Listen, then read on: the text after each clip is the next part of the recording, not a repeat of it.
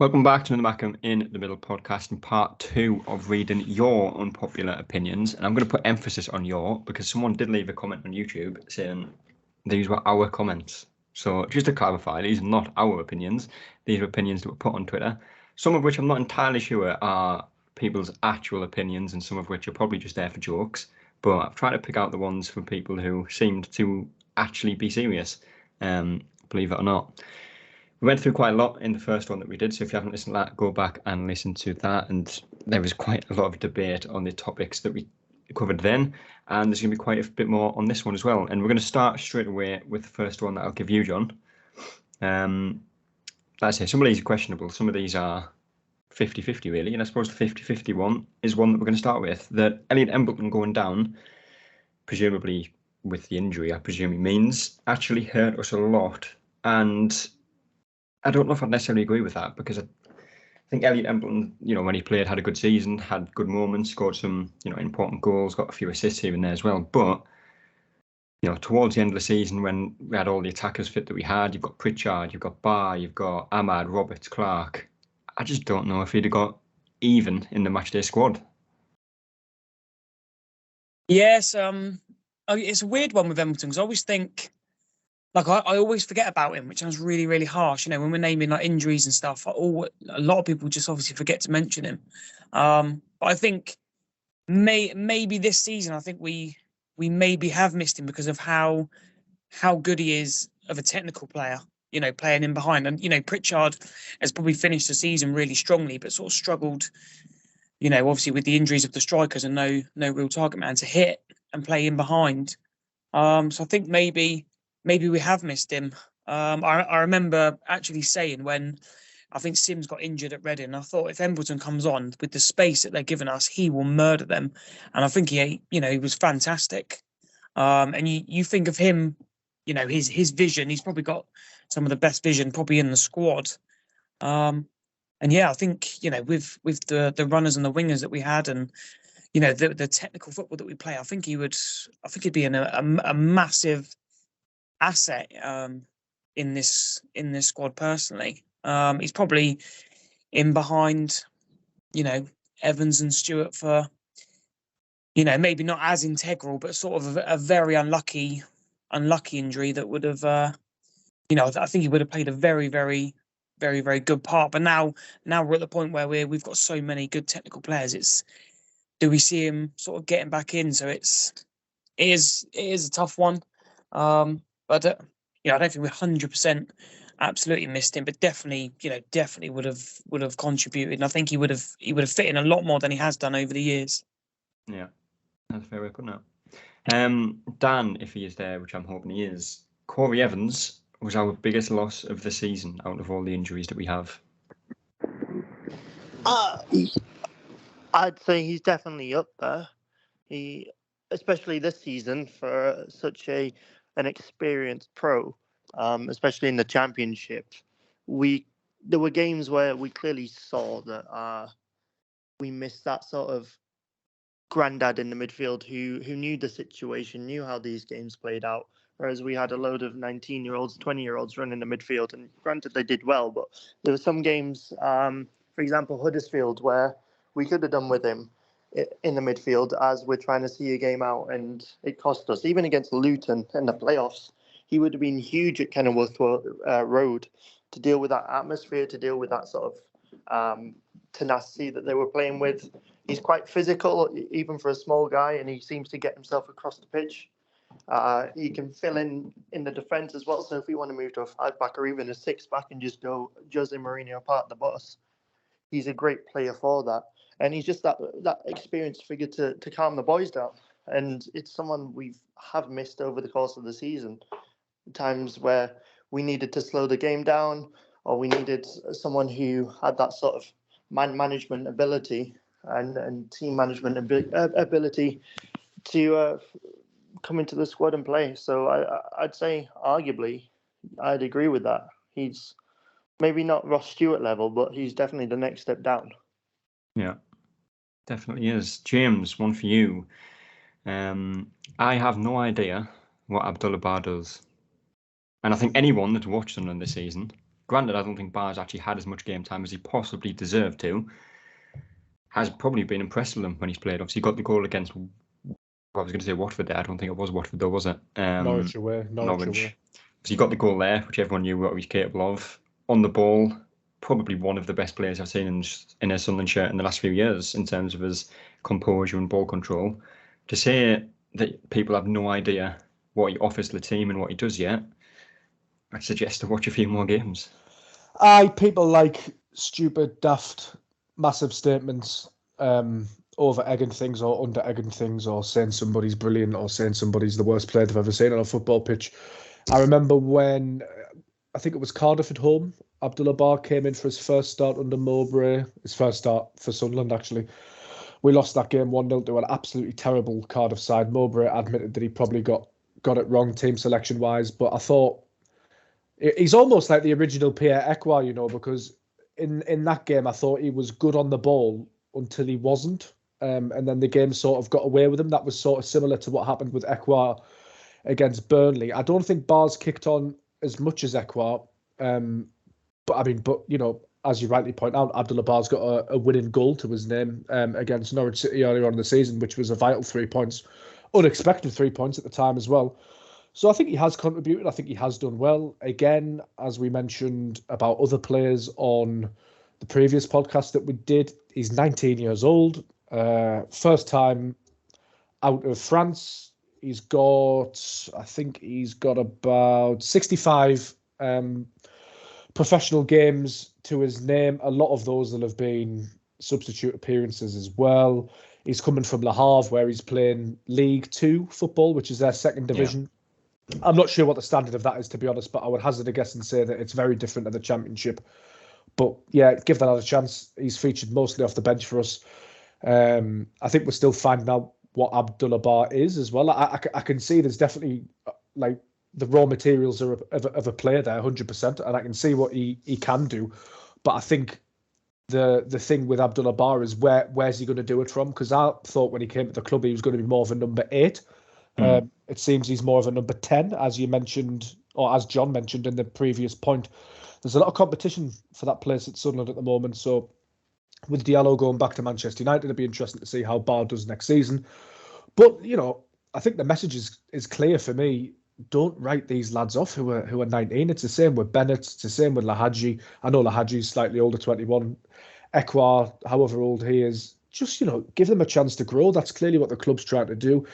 And enjoy them growing as well, because I'm not saying they're all going to get to the level of Amad Diallo, but look at how much joy he's given us. And I think these lads could provide similar. They've just got to find their feet. They've got to learn the country. They've got to, you know, learn the Northeast, learn the teammates. It's a massive curve for them to come here. But I think, yeah, to say that they don't know what he does, I think he's proven what type of footballer he is. But, you know, possibly still a bit rough around the edges, and there's nothing wrong with that. You would expect that at his age, but I think he'll come good. Yeah, I like what I've seen so far, to be honest. Yeah, I think most people have. John, back to you. My potential unpopular opinion is that all the great miraculous work on the pitch has masked some very questionable decisions off the pitch. Oh, we need Michael Bowers for this. Yeah, I think, you know, we can judge it all, you know, top to bottom. You know, there's obviously a lot of issues with still with the ticket office. You know, still with, you know, the retail side. You know, they still put up, you know, buy the home shirt, and, you know, we haven't been able to buy one of them since I think Christmas. You know, those sort of short-sighted things, whereas years gone by we've had sort of, you know, mediocre kits, and, you know, they've just been absolutely stockpiled and sort of sold off for like £3. So they haven't, you know, the people behind the scenes haven't really got all their ducks in order. The ticket thing as well, John, I thought that was poor. Yeah, with the ticket office is, you know, is a real strange one. You know, they seem to think that everyone can just go digital and that type of thing, whereas I know we've got a lot of obviously older generation fans who are not only not used to it, but don't want to use that, still happy with the, you know, the paper ticket, and you know, and actually going and seeing someone face to face and getting it sorted. That's like a natural thing, and there seems to be a lot of, well, we're going down this road without any real consultation or putting plans in place so that we can, negate what problems. You've got to think of the problems first, what you're going to have, put those, problems so that they can be sort of rectified very, very easily. And the club just don't seem to see that, and it's always a reactionary. Well, we've decided to retract on that, and we're going to do this now. And it's like, well, you should have thought of that. Surely people sit around the table and go, these are the problems, these are the things we're going to have, this is what we want to do going forward. That's the sort of thing that should be spoke about. And for years, of saying in at the moment, like you say, everything on the pitches, or most of it on the pitches, is looking very, very positive.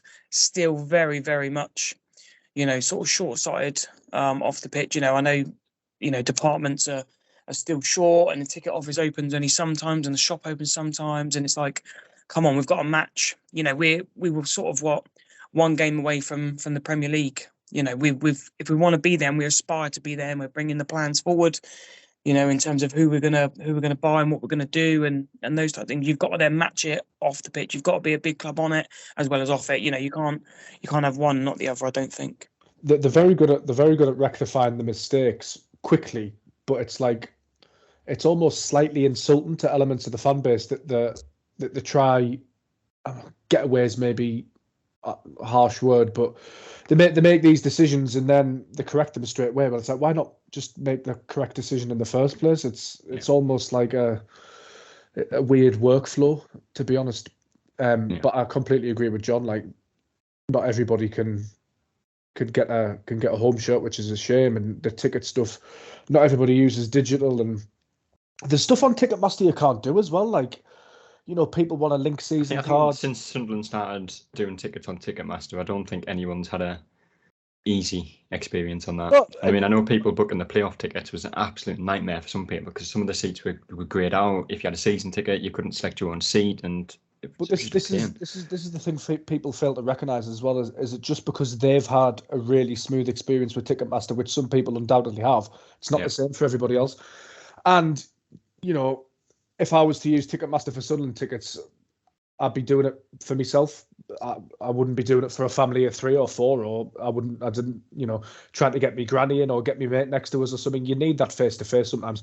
And I would actually argue it's a key function of a football club, to be honest. You need to be going, it's with the clues in the name, isn't it? It's an association football club. You need to be able to go in and have conversations face to face, in my opinion. I know the world's increasingly digital and stuff like that, and there is a place for that, don't get us wrong, but especially we live in a sort of aging society as well, and it is difficult for some people. Yeah, it is. Next one, Dan. Not going for an experienced keeper in either the summer or the winter, for Patterson to learn from was a mistake. As big a mistake as the striker situation. Bloody hell, that's a bit of a strong one. That is a broad one. That is a very strong one. Absolutely not. It's nowhere near Ross Stewart getting injured levels. And don't get me wrong, I am a massive advocate for bringing in an experienced goalkeeper. I think we should have done it last summer in January, and I still think we should do it this summer. But it's not Ross Stewart level getting injured. I mean, Pato has been one of the better keepers in the... I mean, the way he's worded it as well would suggest that an experienced keeper would be first on the list, ahead of a striker. Exactly. Like, we've not really, we've had the problems at the front end of the pitch, not really at the back end of the pitch, in terms of we've been able to keep high-scoring teams down. Like Burnley, we got their first ever no goal. Well, not their first ever, but their first game this season of not scoring. We've been able to deal defensively with everything but Luton away, the second game of the playoffs, and none of those goals are really Pato's fault.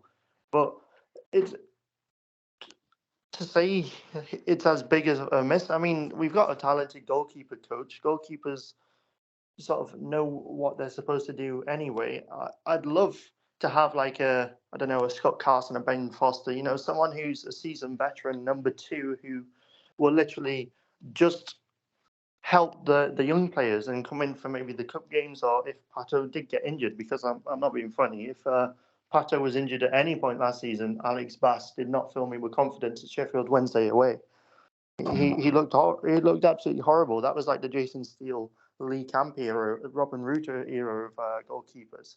And I still don't have confidence in him to really do anything in the Championship. I feel like his errors leading to goals will be through the roof. Do I think we need a better second choice? Yeah, absolutely. But it wasn't the reason we didn't go up, and it wasn't the reason we didn't get automatics or even into the Wembley for the playoffs. Pato was sensational this year, and maybe come January last year, I was saying maybe we should sell Pato in the summer, get the 10, 15 million or whatever for him. But now I don't think so. I feel like at 23 in England under 21 international, he will be working with good goalkeeper coaches and other great pros. I don't think it's that big of a deal anymore. He's starting to become that experienced keeper. But yeah, to say he's a Ross Stewart level, to say it's a Ross Stewart level injury type mistake, that's outrageous. Yeah, I think the signing of Bash was probably the weirdest one I think we've made since like the Speaker and stuff came in. Because I think he's 25 when we signed him. He wasn't, particularly high rated at the clubs he'd been at previously. He's not Championship experienced. He's not. And obviously, that's just from Sunderland's point of view. From his point of view, he's at an age in his career where, yeah, exactly. I think it was at Bradford as well. And at his age, for himself, he probably wants to go somewhere to be number one. So I think that was a very strange signing out of all the ones that we have made. Well, didn't we? Correct me if I'm wrong with this, and you, James, I don't know if you'll know, but Alex Bass was brought in after we decided not to execute Thorben Hoffman's option to buy him, right? Or yeah, correct. No, correct. So I'm not being funny, but I would have rather had Hoffman as a number 2 again this season, because at least he worked with Manuel Neuer. I don't know who Alex Bass has been working with, but definitely not the same level of quality. I think it probably comes down to like, I'm not saying Alex Bass hasn't got any career ambitions, because I'm sure he has, but it was probably a cost thing because we signed him for a fee, but it was quite low. It was probably a wages thing, and who they probably looked at his character and thought he's a good lad, he's a decent lad, he's not going to upset the apple cart, but he's going to be happy to be number 2, but potentially competent enough when called on. I think for me, when we signed Alex Bass, it was basically like, right, Anthony Patterson is now the number 1, because there was rumours of, well, there still is rumours of Daniel Iverson from Leicester City. Yeah. For me, that was the Bass signing, was the club saying, right, Anthony Patterson's the number 1. He's going to have to go somewhere to throw that jersey away. And Alex Bass is the number 2, with Kearney, who's left today, obviously, after the retained list, as number 3. I do agree, though, with the goalkeeper point. Like, it would be good to have some experience there. I think I'd be very surprised if we didn't sign a goalkeeper as well. Similar to what, I'm not saying we should sign like an ex-Newcastle player again or whatever, but similar to Steve Harper when Pickford was breaking through, something like that. I think would, even if they performed like a dual role while they were getting the coaching badges or something like that, I think would be a good idea. Yeah, definitely. Even a Joe Hart, just someone who's been in an international setup that's coming to the end of their career. I'm not saying Joe Hart, I'm just saying someone like him that has been at the top, won Jason Steele things, etc. Just someone who can influence Pato in that way, because clearly he's going to Jordan Pickford direction. Granted, it's a couple of years later and he's not had the chance in the Premier League, but I mean, surely you want that sort of experience around someone like Pato, who can be moulded into a top Premier League keeper. I think you got to be careful as well. It could go like one of two ways, because if you get somebody who you're going to get somebody who can still contribute, but if you get somebody who's going to really challenge Patterson, then the issue is that if Patterson does make a mistake, then Mowbray has got a decision to make. And stuff like that can really knock a goalkeeper's confidence. He could come back for it. But the other thing I would worry about, if there was a real clear rival to Anthony Patterson, I think there should be depth there, don't get me wrong, but if there was another, like, Iverson or something like that, that if he does make a mistake, then fans are going to be saying drop him and such like. But I guess you need competition in the squad. Well, and he doesn't really have any competition at the moment. You see what happened with Aaron Ramsdale. He had Bernd Leno, who's a fantastic keeper. They brought him in, and that summer that Ramsdale was bought, there were questions over his head, and Arteta was like, right, fight for number one. There's no number one at this club, fight for it. And you saw that brought out the best in Aaron Ramsdale, and Leno went to Fulham. I feel like that's sort of the direction you'd want, especially in the summer with something like that, where there's a clear disparity between number one and number two, because you need that confidence in the number two that should the worst happen, you can step up and be that successful number one. Going off on a slight tangent here, and this isn't based on any insider knowledge or anything that I've heard, it's pure speculation, but I do wonder if Patterson will be the first sort of big name player at Sunderland to get sold, just because of his age, his profile. And I think in terms of Sunderland's squad, not that I'm trying to play down his achievements at all, I think he's great and I've really enjoyed watching his progress, but I wonder if he's almost the easiest player in that squad to replace. Just in terms of, there's plenty of quality goalkeepers. Patterson, if he went, I personally think he's on the way to being worth like 10, 15, maybe more. Who knows if he starts the next season while he's England under-21 international. He could play in the championships as well. So you could easily see him being worth quite a bit. I think if you sold him for that amount, you'd be able to get a replacement of equal or better quality for... you turn a profit. You know what I mean? You could buy in somebody for less. I think. I just wonder if that's one of the moves that is going down in the background. And the good thing with keepers is, as they get older, their quality doesn't really disappear. I mean, they might not be as agile, but they're still a very good goalkeeper.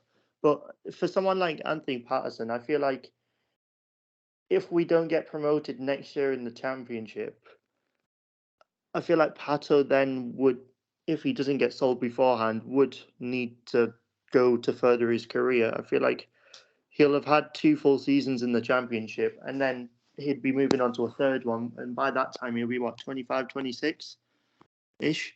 So I feel like he should move on next summer, should we not get promoted, to a Premier League club or a high-level club. Yeah. Right. We'll move on because that one took a long time. Back to you for this one, James. The owners let us down in January by failing to sign what we needed, and it cost us promotion. Oh God, there's loads to unpick here, isn't there? I don't think the owners necessarily let us down. It's not always as easy as just going out and getting somebody. The price has got to be right. Especially in January. We've seen over the years Sunderland have had the eyes taken out, thinking back to the Premier League era, and we've signed the wrong players. The Christian Speakman and the owners, the model, the group, whatever you want to call them, Kiri Louis-Dreyfus, they did try and sign a striker. They were very close to getting the lad Nemeth, who went to Hamburg. He went there because there's a good chance that he'll be playing Bundesliga football next season. I haven't actually checked, but he's probably on his way to that. There was a couple of other irons in the fire as well on the Sunderland Echo podcast that I do with my colleague Phil Smith. He didn't name drop, but he said Sunderland were inquiring about a forward on loan from Brighton, who's actually broken into the team now. So I'll let you all work that one out. So it's not like Sunderland weren't trying. I think what's probably cost Sunderland is that they were trying for real high quality players that could come in and make an impact, similar to Stewart. And when no player came in, or no player was available, or the right deal couldn't be done for the right player that they actually wanted that fit the system, that's when you're sort of looking at the free agent market and, the Connor Wickhams of this world. We've seen Connor Wickham go to Cardiff City and quite honestly shocking against us as well. Quite honestly, stink the place out. He looks too heavy to me. Injuries have taken the toll. He was involved in the laughing gas thing after or alleged laughing gas thing after Cardiff lost to Swansea. I know he scored a couple of goals after that, but that's not what this club needs right now, to be honest. And people will probably come back at us and say like, oh, what about this player that went there? And what about this player that went there? But it's very difficult to manoeuvre in January. And did it cost Sunderland in the end? Potentially, if Stuart had been fit, who knows? Because he's got that X factor, that star quality. But I think the club were also fairly unlucky as well. I know they had a month to react to the Ellis Sims situation after he was recalled at the beginning of January. But then Gelhardt was sort of lined up to come in as Sims's replacement. Different players. But then a couple of days before the window closes, Stuart gets injured. There is a valid criticism there that the last striker signed for a fee at Sunderland was Ross Stewart. So that clearly needs addressing. But I don't think the club should just be throwing money at the wrong player. To be honest, the way they've done business, I'm quite happy with over the years. Yes, January could be considered a slight letdown, but overall, this recruitment team and the way things have been going have been a massive net positive for Sunderland. There's only three players that I can or four players that I can think of that haven't really worked out. Frederick Alves on loan, which neither here nor there. Hoffman's gone back, neither here nor there. Leon Diaku probably hasn't worked out, but potentially still could, but I doubt it. And Jermaine Defoe's the other one. That's four players out of I don't know how many they brought in, maybe 20, 25, 30. Yeah. They've also brought a culture to the club which involves the academy and bringing through academy players. The signings they've made, Jack Clark, Patrick Roberts, even the loan signing of Ahmad Diallo looks like a masterstroke now. So yeah, I think letdown's the wrong word. You could quite feasibly argue that Tony Mowbray and this young Sunderland squad have sort of maybe papered over some of the cracks in recruitment, but I think in general, recruitment's been very good. The striker question is a valid question and a big question, but hopefully that's rectified in the summer. I would suggest it has to be rectified in the summer. If it goes on any longer than the summer, then I think there are serious questions. But at the moment, I'm fairly relaxed about it because I know for a fact that the club tried to get a striker in, and whether that is enough to satisfy people, I don't know. People will have to make their own minds up on that. Yeah. But yeah, that's where Sunderland were. We're here now, and we'll see what happens in the summer. We will. One pick now, especially for you, John. We did briefly touch on this one a little bit in the first one as well, but I don't think there's anyone better qualified to defend this man. Dan Neil is absolute pony. And for every great game that Jack Clark had, he had two dreadful ones.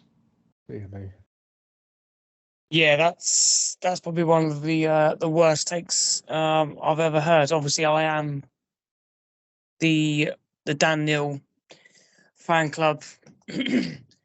Not only sort of starter, but I'll carry it on forever. I think he falls into the mold of local lad who maybe is an easy target.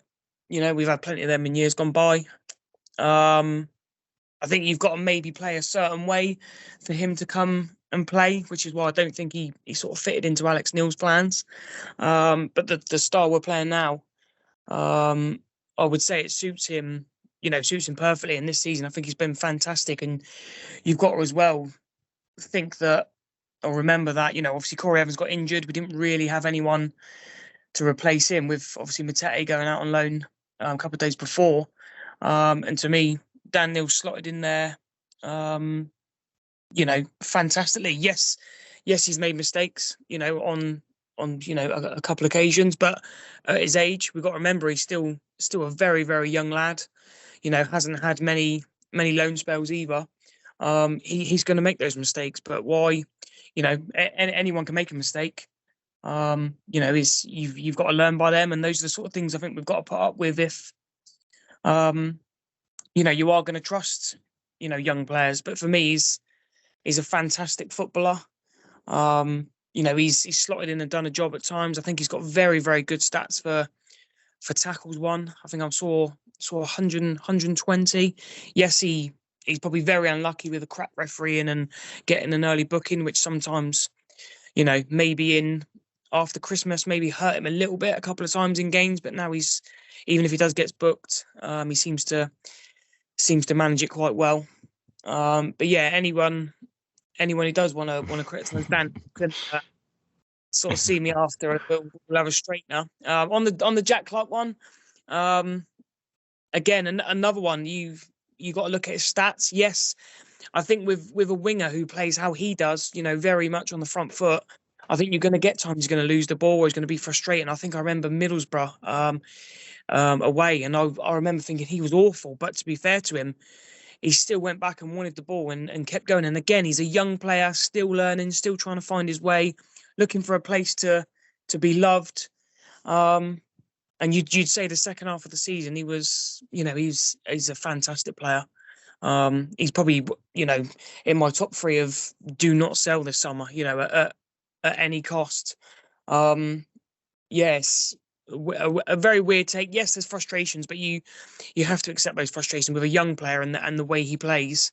If Mo Salah goes through, he maybe gets sort of 5 or 6 going through. He'll probably lose, 4 of them, but he'll score 2. That's what you've got to put up with. Obviously we're talking about slightly different levels, but those are the types of things you've got to accept. But yeah, and very much an awful take, and both players are, like I say, in my do not sell, and like I say, we'll have a straightener about the Dan Neil one. I'm sure you would. Last 2 we'll try and get through. Dan, next one. We had a fit centre back on the bench for each of the playoff games and didn't use them, and then complained about not having a centre back.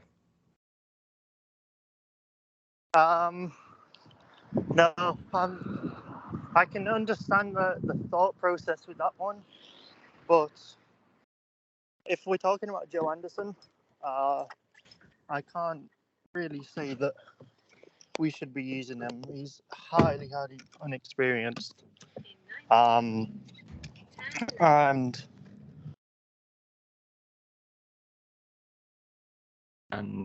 he is gone, so I'll let James continue a little bit on that one. But I do find it a little bit weird how little used Anderson was, and like Dan said, there he is, not necessarily experienced. He was kind of brought in to be, 5th choice.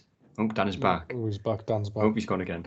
But he was kind of brought in to be that 5th choice, but he didn't get much of a chance really, and I don't think he ever looked too much out of place when he did play.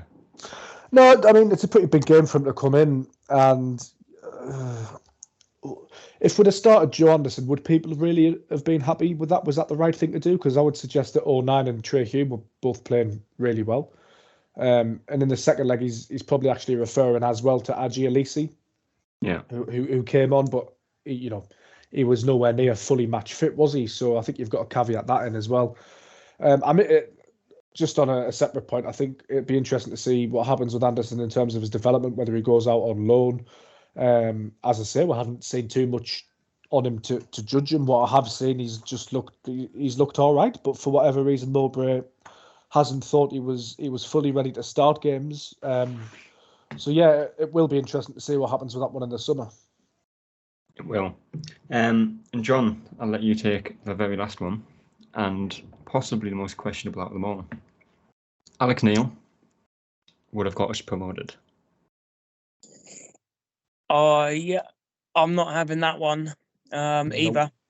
No, I think he would have consolidated us, and I think he's very good at setting teams up against certain teams. I think he proved that when obviously Stoke came up here, and thankfully I didn't go to that game, and they absolutely tore us to shreds. And when we look back on the Sheffield Wednesday games in the playoffs, I think he's perfect for those types of things.